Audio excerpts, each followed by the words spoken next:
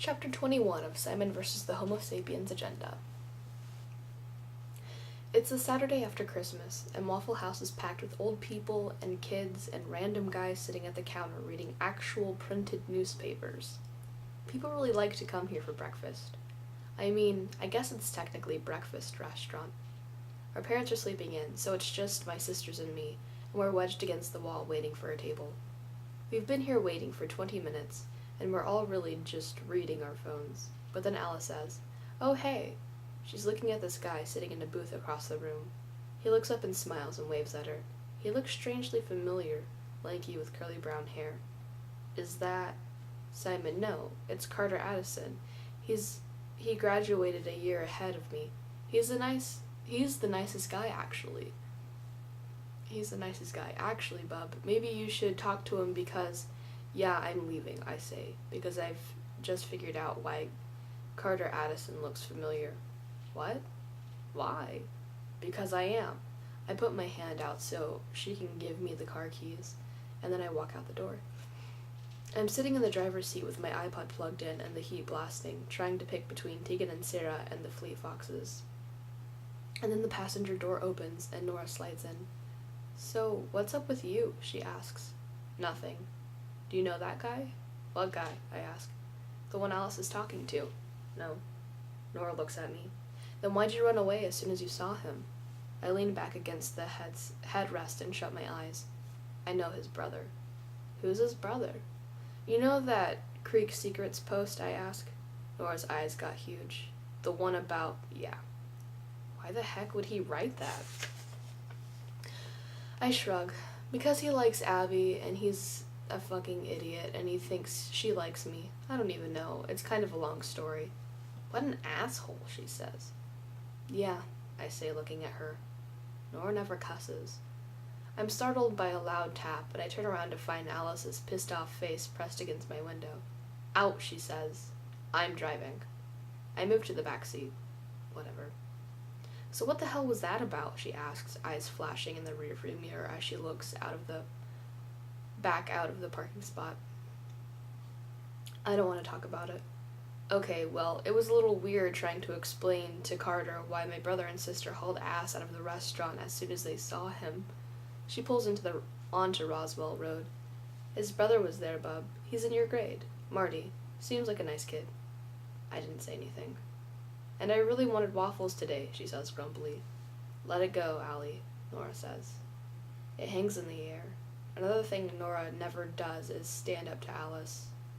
We drive in silence the rest of the way home. "Simon, the basement fridge. Not later. Not in a minute. Now," Mom says, "or the party is off." "Mom, just stop. I'm doing it." I mean, seriously, I have no freaking idea where she got the idea that this is a party. You do realize that Nick, Leah, and Abby have all been here roughly 5 million times. "That's fine," she says, "but this time you're going to make the basement presentable, or else you'll be ringing in the new year on the couch, smack dab in between your dad and me." "Or we'll go to Nick's," I mutter. My mom is halfway up the stairs, but she turns around to catch my eye. "No, you won't. And speaking of Nick, your father and I discussed this, and we want to sit down with you and brainstorm about how we're going to handle him spending the night. I'm not worried about tonight, since the girls will be there, but thinking ahead." "Oh my God, Mom, stop. I'm not talking about this right now." Jesus Christ. As if Nick and I can't be in the room together without turning into frenzied wild sex. Everyone gets here around 6, and we end up packed into the scraggly basement couch, eating pizza and watching reruns of The Soup. Our basement is kind of a time capsule with shaggy caramel-colored carpet and shelves of Barbies and Power Rangers and Pokemon. And there's this bathroom and a little laundry room with a fridge. It's really very cozy and awesome down here. Leah sits on one end of the couch, and then me, and then Abby, and Nick is on the other end, plucking the strings of Nora's old guitar. Bieber whimpers from the top of the stairs, and there are footsteps above us, and Abby's telling a story about Taylor. Apparently Taylor's had something annoying. I'm trying to laugh at the right places. I think I'm a little overstimulated. Leah is intently focused on the television. When we finished eating, I run up to the open door When we finish eating, I run up to the open door for Bieber, who almost trips down the stairs and then flings himself into the room like a cannonball. Nick mutes the TV and plays a slow acoustic version of Brown Eyed Girl. The footsteps above us stop, and I can hear someone say, "Whoa, that's beautiful," one of Nora's friends. Nick's singing voice has a supernatural effect on freshman girls. Nick sits very, very close to Abby on the couch, and I honestly think I can feel the waves of panic radiating off of Leah. She and I are on the floor now, rubbing Bieber's belly. She hasn't said a word. "Look at this dog," I say. "No shame. He's like, grope me." I'm feeling this weird pressure to be extra jolly and talkative. Leah trails her finger through the curls on Bieber's belly and doesn't respond. "He has Coke bottle mouth," I point out. She looks at me. "I don't think that's a thing." "No?" I say. Sometimes I forget what's a Spear family invention and what's real. And then, out of nowhere, and without any change in intonation, she says, "So they took that post down." "I know," I say, and there's a nervous flutter in my gut. I haven't talked about the Tumblr post yet with Nick or Leah, though I know they've seen it. "We don't have to talk about it, though," says Leah. "It's fine." I glance up at the couch. Abby is leaning back against the cushions with her eyes closed and a smile on her lips. Her head is tilted towards Nick. "Do you know who wrote it?" Leah says. "Yes." She looks at me expectantly. "It doesn't matter," I say. We're both quiet for a moment. Nick stops playing, but he hums and taps out a rhythm on the body of the guitar. Leah twists her hair up for a minute, then lets it fall back down, where it hangs past her boobs. I look at her without meeting her eye. "I know what you're not asking me," I say finally. She shrugs, smiling slightly. "I'm gay. That part's true." "Okay," she says. I realize that Nick has stopped humming. But I'm not turning this into the big thing tonight, okay? I don't know. Do you guys want ice cream? I pull myself up. "Did you just tell us you're gay?" asks Nick. "Yes." "Okay," he says. Abby swats him. "What?" "That's all you're going to say? Okay?" "He said not to make a big deal out of it," Nick says. "What am I supposed to say?" "Say something supportive, I don't know, or awkwardly hold his hand like I did. Anything." Nick and I look at each other. "I'm not holding your hand," I tell him, smiling a little. "All right," he nods.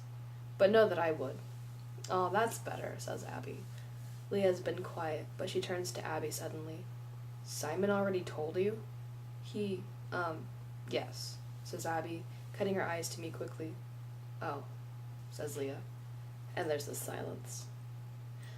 "Well, I'm getting ice cream," I say, moving towards the stairs, and Bieber collides with my legs in his eagerness to follow.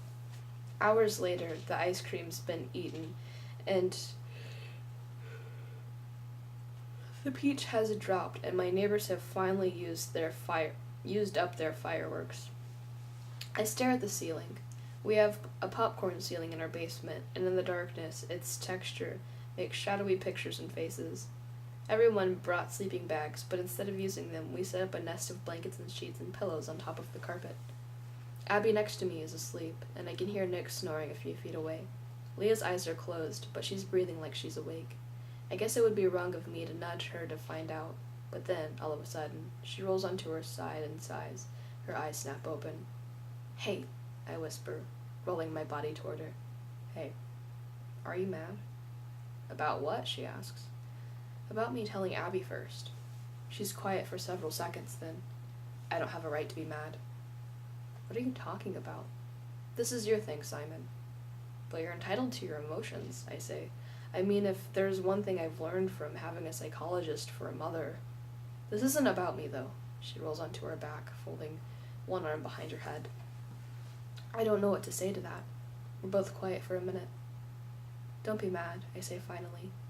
"Did you think I would have some kind of shitty reaction, or that I wouldn't be okay with it?"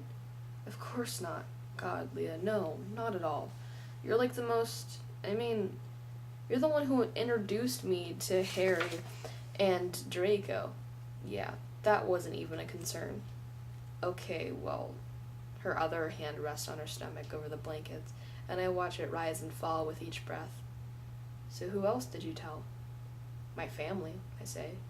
Nora saw the Tumblr, so then I had to." "Right." But I mean, who else other than Abby? No one, I say, but then I close my eyes and think about Blue. Then how did it end up on the tumbler, she asks.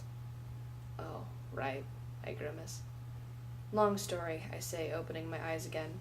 She angles her head toward me, but doesn't reply. I can feel her watching me. I think I'm about to fall asleep, I say, but I'm not, and I don't. Not for hours and hours. End of chapter 21.